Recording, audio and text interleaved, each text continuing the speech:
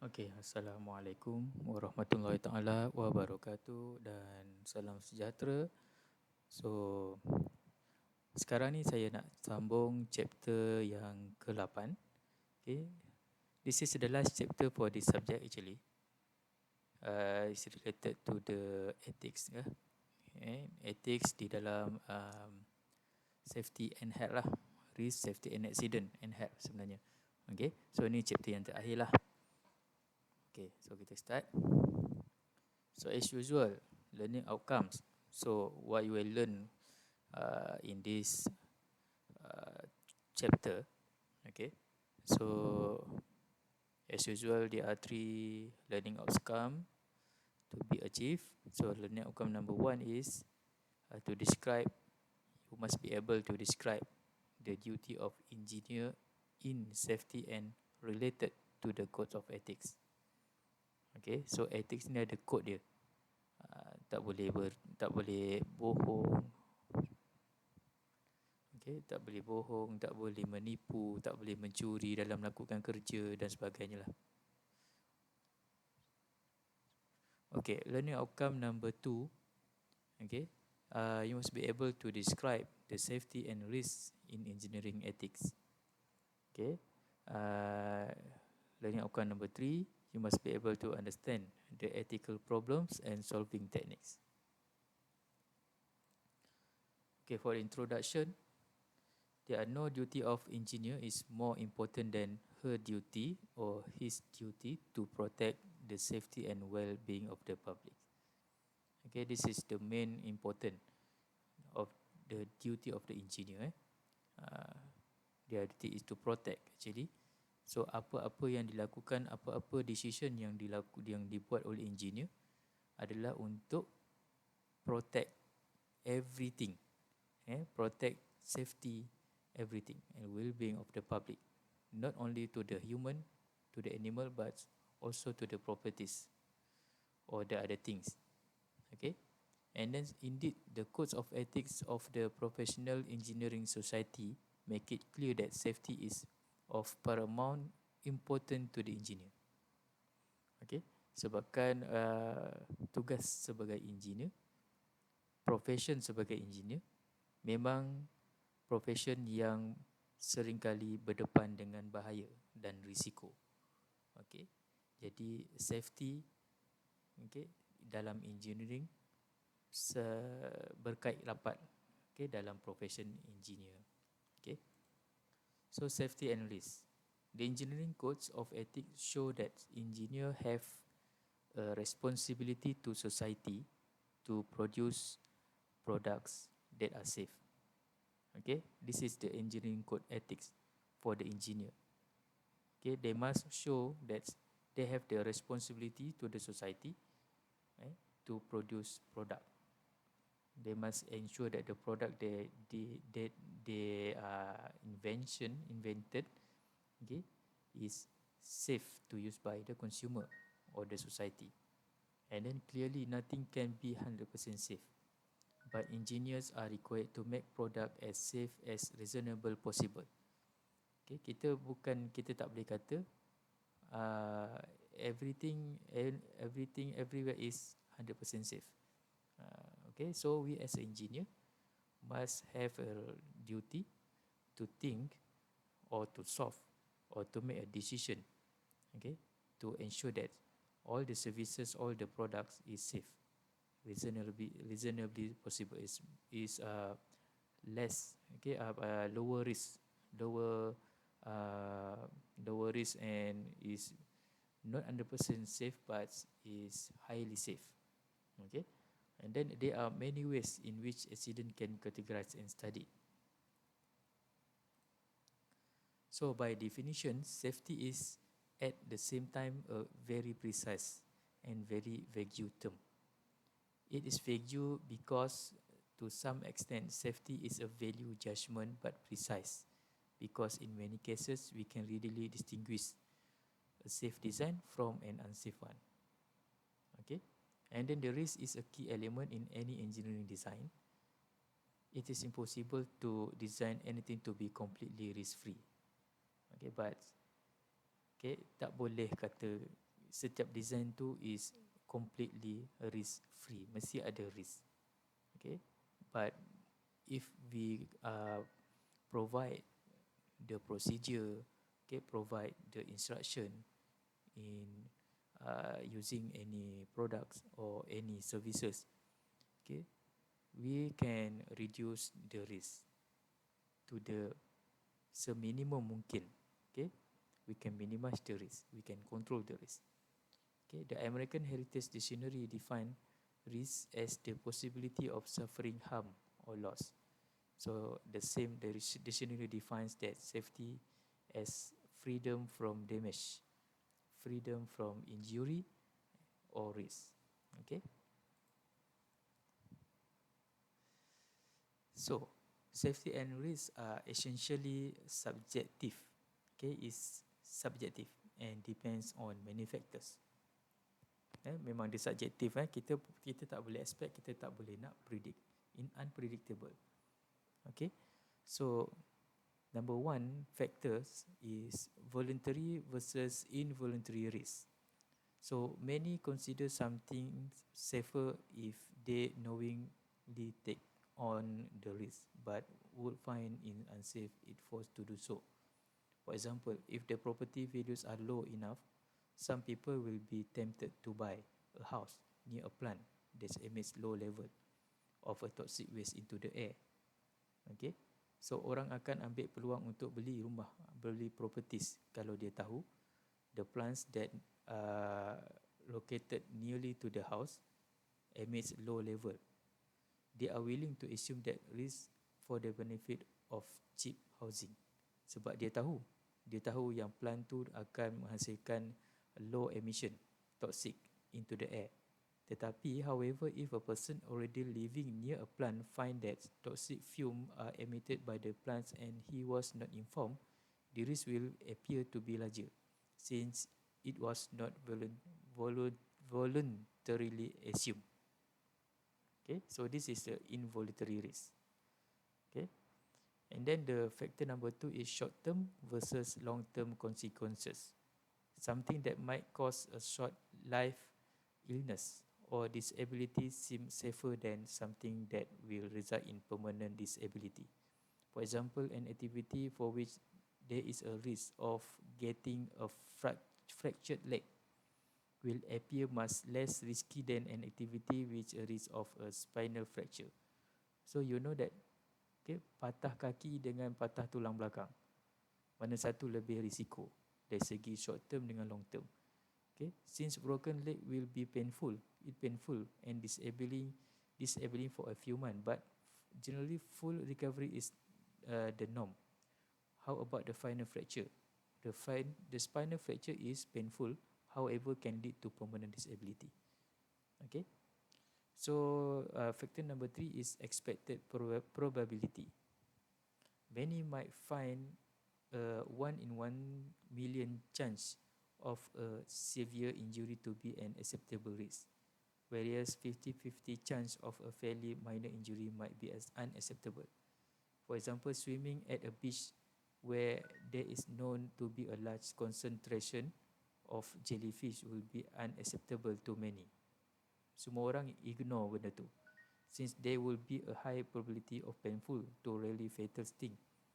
Okay, sebab dia orang tahu setakat jellyfish dia punya risikonya setakat kena sengat dan juga tak melibatkan kematian. Tapi at the same beach, the risk of a shark attack is low enough that it does not deter anyone from swimming, even though such an attack will very likely lead to death or dismemberment. Okay, so perkara yang risiko ataupun kemalangan yang ratio dia 1 dalam sejuta dengan 50-50 chance to develop the incidents. Okay, so this is the example of the expected probability. Okay, so the next factor is reversible effect. Something will seem less risky if the bad effect are ultimately reversible. This concept is similar to the short term and the long term risk question. So this is quite related to the previous factor lah, long term dengan short term. Again, threshold level for risk, something that is risky only a fairly high exposure will seem safer than something with a uniform exposure to risk. For example, the probability of being in an automobile accident is the same regardless of how often you drive. Okay, so the risk of driving an automobile. Okay, we are faced with the risk of accident, regardless of how often we drive that automobile. Okay, so the threshold level means that threshold level for risk means that we condition monitoring, which is upper and lower bound threshold. So at least in the acceptable limitation of risk, we can consider as the accident might be happen is nearly zero lah, ataupun very very small lah, small. Okay, so in contrast, studies have shown that low level of nuclear radiation actually have beneficial effect on human health, while only at higher level of exposure are there severe health problem or death. Okay, so ini yang dikatakan sebagai control lah, control of risk. Sebab radiation, kesan nuclear radiation, kalau yang kesan kalau emission of radiation, nuclear radiation is very very small, so dia tak effect kepada human health. Tapi kalau dia sangat besar, melebihi daripada threshold, dia akan mengakibatkan severe health. Okay, and then the next factor is delay versus immediate risk. An activity whose harm is delayed for many years will seem much less risky than something with an immediate effect. For example, for several years now, Americans have been warned about the adverse long-term health effect of a high-fat diet. This type of diet can lead to chronic heart problem or stroke later in life. So this is not the immediate effect, but it's delayed effect. So yet many ignore this warning and are unconcerned about a risk that is so far in the future. So these same people might find an activity such as skydiving unacceptable risky, since an accident will cause immediate injury or death. Okay, so this is the delay and immediate risk. So as a conclusion, thus whether something is unsafe or risky often depends on who is asked. Something that one person feel is safe may seem very unsafe to someone else. Ada orang kata itu selamat, tapi in another perception of someone else, so the things that something that we feel that is safe but in very unsafe to someone else. Okay, so ultimately engineer need to decide. So the decision of engineer. So engineer decision is very important. That's why this profession is very very can be categorized as a professional lah, competent. Okay, engineers and safety. There are 4 criteria that must be met to have ensure a safe design. First criteria is the minimum requirement is that a design must comply with the acceptable law. Okay, so we have learned about the law and regulation about the safety. Okay, this is related to safety. Right, so as long as we comply with the acceptable law, so the first criteria is acceptable. And then the second criteria, an acceptable design must meet the standard of accepted engineering practice. Okay, accepted engineering practice means the specification, for example, a lower voltage and higher voltage application. Okay, untuk application low voltage, kita tak boleh supply kepada yang high voltage. So that is the engineering practice. So the live wire cannot be touched. It cannot be touched to the neutral wire. That is the engineering practice. Okay. The third criteria is alternative design that are potentially safer must be explored. Okay, kita kena uh, kita tahu design kita ada potential untuk risiko kemalangan ataupun injury. So kita kena provide ataupun introduce another alternative design. Okay, and then the fourth criteria, the engineer must attempt to foresee potential misuse of the product by the consumer and must design to avoid this problem. Boleh meramal, kita boleh meramal sebagai engineer, kita meramal produk yang kita design, produk yang kita invent. Okay, and in future there are some consumer ataupun beberapa orang consumer yang mungkin misuse. Okay, ada potential untuk misuse of the product. Okay, salah guna produk ni. Bila salah guna produk ni, akan berlaku kemalangan ataupun injury kepada someone else. Okay, so as an engineer, we must think about how to design in order to avoid this problem happen. Okay, maybe we come out with the procedure, we come out with the instruction, precaution, and so on. So it is essential that in any engineering design, all safety system be tested to ensure that they work as intended. Ini dah wujudnya ada prototype. Sebelum kita come out with the actual product, we have to prototype that product. Okay. Selepas prototype, kita kena ada satu test bed, okay, untuk testing that product sebelum kita commercialize produk tersebut lah. Okay. And then designing for safety. How should safety be incorporated into the engineering design process? First, we define the problem. This step includes determining the needs and requirement and often involve determining the constraint. Okay, kita define problem, apa problem yang kita nak solve. And then kita generate the several solution, multiple alternative design created in this step. Okay, in this process. Kita introduce several solution. And then kita analyze setiap solusi yang kita generate. Because we want to determine the pros and cons. Apa pros, apa cons untuk setiap solution yang kita generate. This step involve determining the consequences. Okay, kita determine the consequences of each design solution and determining whether it solve the problem. So kat sini kita boleh apply fishbone diagram, so any diagram ataupun TQM tools kita boleh apply kat sini lah. And then selepas kita dah analyse the solution, kita test that solution. Kenapa kita kena test solution? Kita nak tahu adakah pros and cons yang kita fikirkan tu betul. Okay, kelemahan, kelebihan yang kita dah bayangkan tu betul. Kita kena test. Kalau kita kata risiko dia meletup, so kita test betul atau tidak dia boleh meletup. Okay. Kemudian selepas kita test the solution, we select the best solution. Which one is the best solution?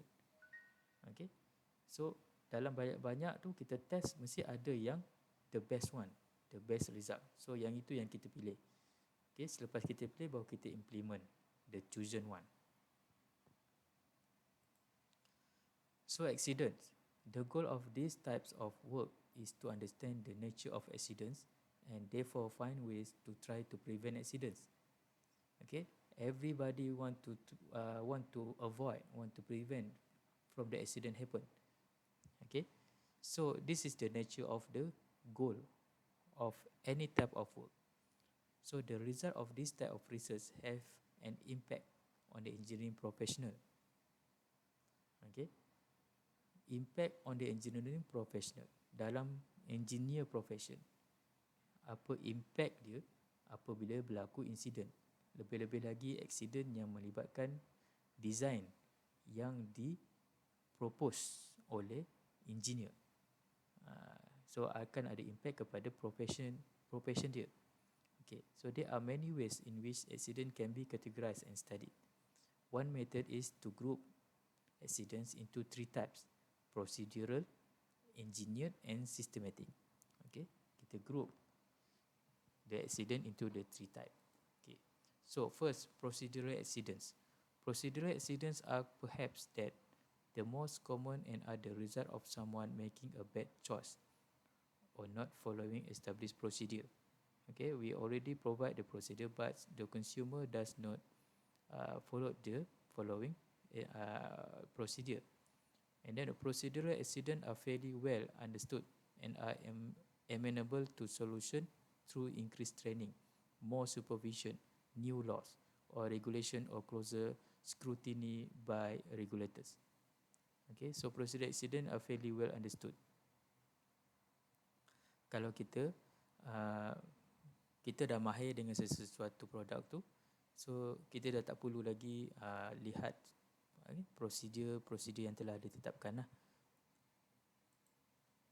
And then engineered accidents. Engineering accidents are caused by flaw in the design. This type of accident can be understood and alleviated as more knowledge is gained through testing and actual experience in the field. Okay, disebabkan oleh flaw. Okay, the design flaw. So accident berlaku. This is the type of engineer, the type of group of accident, which is engineered accidents. Okay. Another group is systematic accidents. Systematic accidents are harder to understand and harder to control. They are characteristic of very complex technologies and the complex organization that are required to operate them. For example, the perfect example of this phenomenon is the airline industry. Okay, bila berlaku accident pada kapal terbang, okay, banyak partis-partis yang terlibat untuk investigate. Okay, and to control is quite harder because it's, as mentioned in this slide, because it's a complex technologies used. Okay, in this engineering field. So kalau berlaku apa-apa yang melibatkan the higher complex technologies, this is type of the systematic accidents. Okay, so understanding the ethical problems. Ethical theories help us to understand and solve ethical problems. Ethical theory is a comprehensive perspective on morality that clarifies, organizes, and guides moral reflections. It also provides a framework for making moral choice and resolving moral dilemmas. Okay, so sebelum kita come up with the solution, we have to understand the ethical problems. Okay, ada banyak theoretical problem, theoretical in ethical problem lah. So there is a large number of ethical theories. This does not indicate a weakness in the theoretical understanding of ethics or a fuzziness of ethical thinking. Rather, it reflects the complexity of ethical problems and the diversity of approach to ethical problem solving. Okay. 5 ethical theories. First is utilitarianism. Okay, susah betul nak sebut. Utility. Okay. Utilitarianism, right ethics, duty ethics, okay, virtue ethics, and self-realization ethics. Okay. So the first ethical theories is utility or utilitarianism. Is means that maximize the overall good, taking into equal account all those affected by our actions. For example, building of dam. Okay, we want to build the dams because we want to provide the drinking water to the society, or we want to provide an electricity because from the dam we can generate an electricity energy, or maybe we want to control the flood.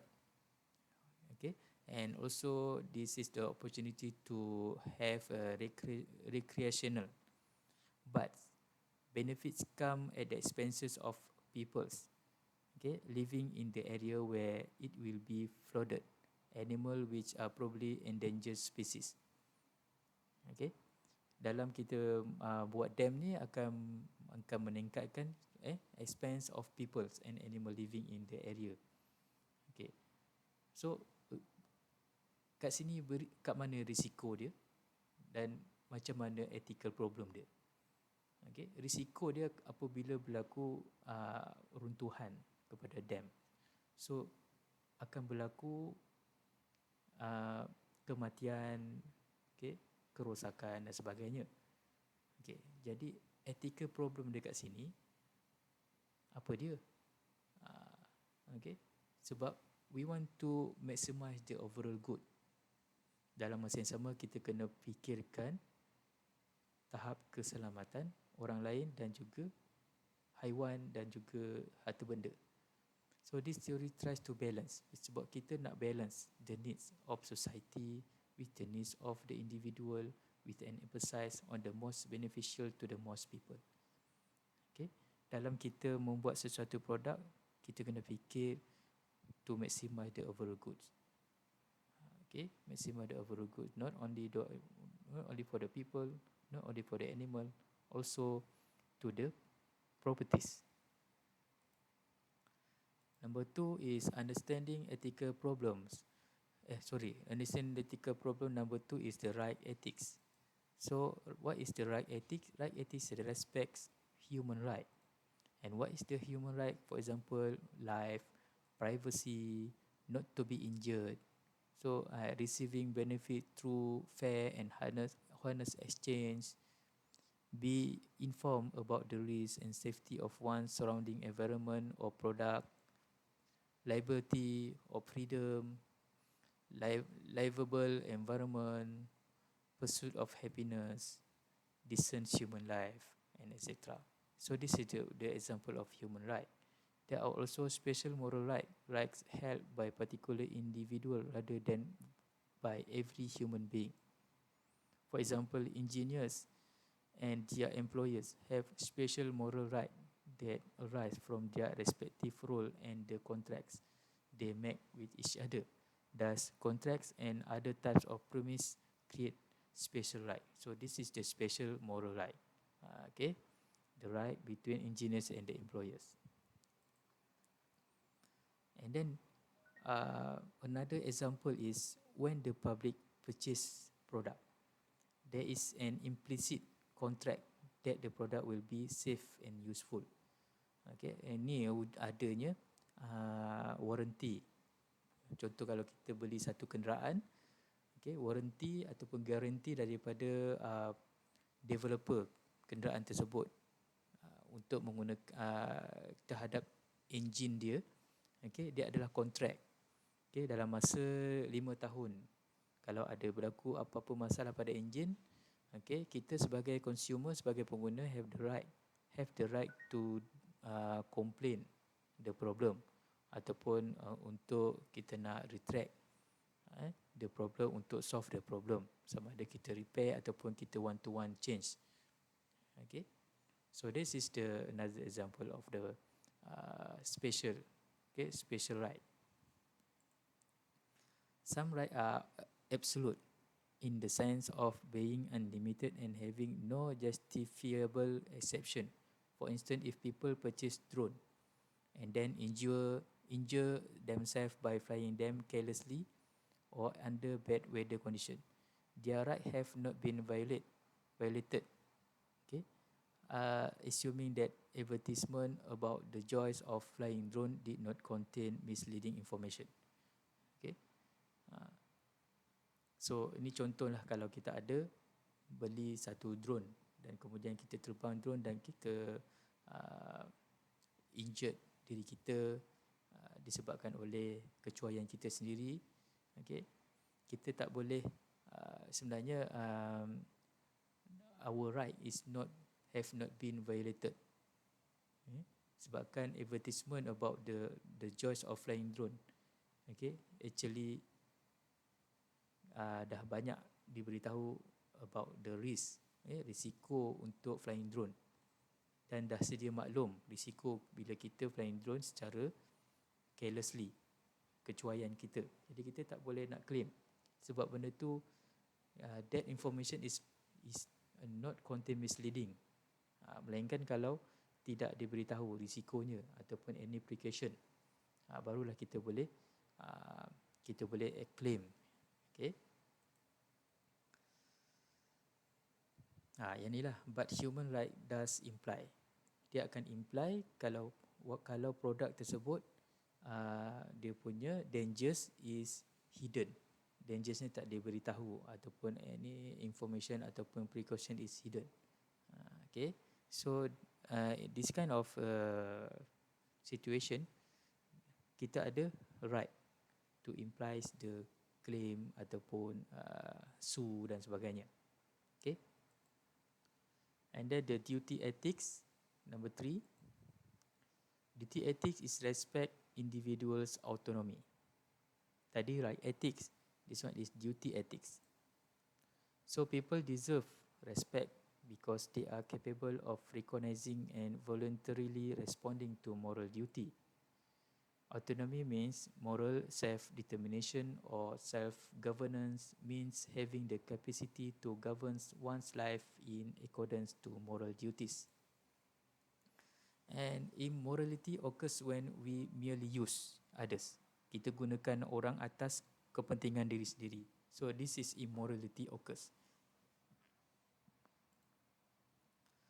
So violent acts such as murder, rape, total are obvious ways of treating people mere object severe our purpose. So this one is the good example of immorality issues, ataupun kita treating other people atas untuk purpose kita sendiri. Okay. So as a golden rule, do unto others as you would have them do unto you, or do not do unto others what you would not want them to do to you. Susah betul nak sebut. Okay, apa maksudnya kat sini? Okay, do unto others as you would have. Okay, lakukan untuk orang lain. Okay, mengikut apa yang kita nak mereka buat untuk kita. Okay, ataupun kita tak payah buat untuk orang lain. Okay, do not do unto others. Okay, kita tak perlu buat pada orang lain sebab kita tak nak orang lain buat untuk kita. Itu maksud dia. Okay, faham-fahamkanlah dan selamat fahaman. Okay, so we also fail to respect person if we fail to provide support. Okay, kita fail untuk respect person kalau kita fail untuk provide support when that person really desperate needs and we can help at little inconvenient to ourselves. Kita cuma boleh membantu, okay, tapi dengan kita punya convenient diri sendirilah, mengikut keadaan situation, our situation, current situation. Okay, of course we need to use others. Okay, kita perlukan orang lain. For example, dalam business partners, dalam managers and engineer, faculty and student. Okay, to obtain personal and professional ends. Immorality involves treating person as mere means to our goals rather than as autonomous agent who have their own goals. Okay, of course kita perlukan orang lain untuk kita melakukan kerja kita, bantu kita untuk achieve our goal, our mission, our vision. Tetapi dia tidak memmoral kalau kita menggunakan orang itu atas tujuan tertentu demi kepentingan diri kita sendiri. Okay. It is a moral duty to do what is right because it is right. We do the right because it's right, unconditionally and without special incentive attached. So we do the right because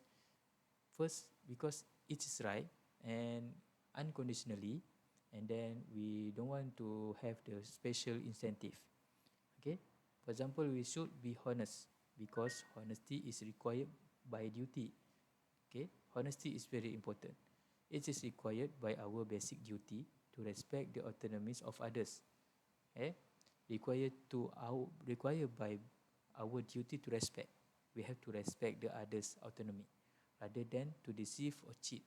Daripada kita nak menipu, kita nak macam mana nak deceive or cheat lah, ataupun kita nak eksploitasikan orang lain. Okay, kita kena respect. Okay, right and duty ethics are mirror image of each other. So what's the difference between right and duty ethics? You have right to life. I have a duty not to kill you. And if you have a duty not to deceive you, if I have a duty not deceive you, so you have a right not to be deceived. Macam antara saya dan juga awak ada hak untuk berilmu dan saya ada hak untuk memberi kamu ilmu. Tapi saya tak ada tanggungjawab untuk memberi awak ilmu kalau awak tidak mahu ilmu. Itu maksud dia. Kalau awak nak ilmu, saya bagi ilmu. Kalau awak tak nak ilmu, saya tak ada hak untuk nak paksa awak untuk ada ilmu, dan saya tak ada tanggungjawab untuk memberi ilmu pada awak. Itu maksud dia. So, the right and the duties. For example, Kelly has a right to life. Okay, but the duties, corresponding duties, others. It's about the others. The others have a duty not to kill Kelly because Kelly have the right to life. And then Kelly has a right to free action, but the others have a duty not to coerce Kelly. Okay, Kelly has a right to free speech. Then the others have a duty not to prevent Kelly from speaking freely. Okay, and then Kelly has a right not to be deceived, and then for the others have a duty not to be deceive Kelly, and Kelly has a right not to be stolen from. Others have a duty not to steal from Kelly. Kelly has a right to keep promises. Others have a duty not to break their promise to Kelly. Okay, awak bacalah ni So saya rasa harap awak boleh faham perbezaan right and duty. Right is more on individual, duty is more on society to the individual ataupun others to the individual. Okay, the virtue ethics. Virtue ethics is a character. A good character is central to morality. What kind of people we should be. So the virtue ethics emphasize the character more than right and rules. For example of virtue, we have the competence, honesty, courage, fairness, loyalty, humility. In engineering, the most comprehensive virtue is responsible professionalism. Okay, in engineering field lah. So what is the virtue in engineering field? Responsible professionalism. This implies 4 categories of virtue. Public spirit virtue. Engineering codes of professional conduct call for beneficence, which is preventing or removing harm to others and promoting public safety, health and welfare. So this is the public spirit virtue. And then sacrifice time. We as an engineer, we sacrificing our time, our talent and our money just for the sake to promote the public safety, health and welfare lah. And then proficiency virtue, mastery of one's profession, being well prepared, diligence, alertness to dangers and careful attention to details. So this is what kind of people that we want to be. Kita nak for the virtue, kita nak untuk diri kita loyal, kita honest, jujur, kita sanggup korbankan masa, talent kita, duit kita just semata-mata untuk kita nak promote safety pada orang, kemudian untuk kita nak dapatkan talent dan kita punya proficiency virtue, kita mastering profession kita pastikan kita well prepared in doing decision dan sebagainya. Kemudian creativity lah. Okay. As engineer, we must have the creativity. Creativity is a line of learning lah. Okay. Number 3 is teamwork virtue. Important in enabling professionals to work successfully with other people. Okay, teamwork. We dalam teamwork means we doing the works with other people. Teamwork virtue include collegiality, cooperativeness, loyalty, and respect for legitimate authority. Okay, so the leadership qualities is an important key role within authority structured cooperation, such as responsible exercise of authority and ability to motivate others. And then the self-governance virtue, necessary in exercising moral responsibility, for example, self-understanding and good moral judgment. Okay, and then also commitment and on putting understanding into action, for example, courage, self-discipline, perseverance, fidelity to commitments, self-respect and integrity. Okay, ini melibatkan self lah. Okay, ethical problem solving techniques. Okay, so issue involved in any ethical problem must first be determined. So the issues can be split into 3 categories lah. Okay, untuk kita nak solve the ethical problem, kita kena tengok isu. Then isu kita kena ambil tahulah. Ada 3 kategori. Isu ni ada 3 kategori. First, factual. Okay, conceptual and moral. Factual issue involve what is actually known about a case. The fact. Facts are usually clear cut, but sometimes facts can be blurry and may be controversial. And then conceptual issues have to do with the meaning or applicability of an idea. Concept. For example, defining what constitute a bribe as opposed to an acceptable gift.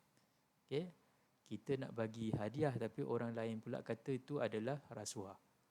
Konsep lah. Secara konsepnya apa itu rasuah dan secara konsepnya apa itu hadiah. Okay, the value of the gift is probably a well-known fact. But conceptually, is the gift means the influence your decision or it is merely a nice gesture between friends? This is the gift. Conceptual issues are resolved by agreeing on the meaning of term and concept. Okay, and then the moral issue. Moral issue are resolved by agreement as to which moral principles are pertinent and how they should be applied. Okay, resolved by agreement lah. Kena ada agreement as to which moral principle pertinent atau relevant.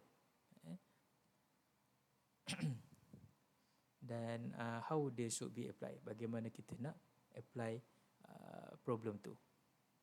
Okay, so itu saja chapter yang ke-8, just for the introduction to you about the ethics in terms of safety and health lah. Sebagai engineer, apa-apa profession, kita kena terlibat, kita memang akan terlibat dengan ethical problem. Okay, dalam masa yang sama, kita think about the safety and health problem and so on lah. Okay, so kalau kita lihat kat sini, ada yang tertinggal, yang ke-5, self-realization ethics. Okay, saya tak masukkan, tertinggal di dalam slide. So sebenarnya self-realization ethics is about the self lah. Nama pun self-realization ethics. We realize by our own. That is an ethical problem.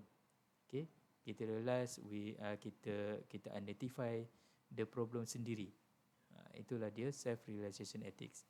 Okay, so itu saja daripada saya dalam chapter yang terakhir, subjek safety and health for engineer.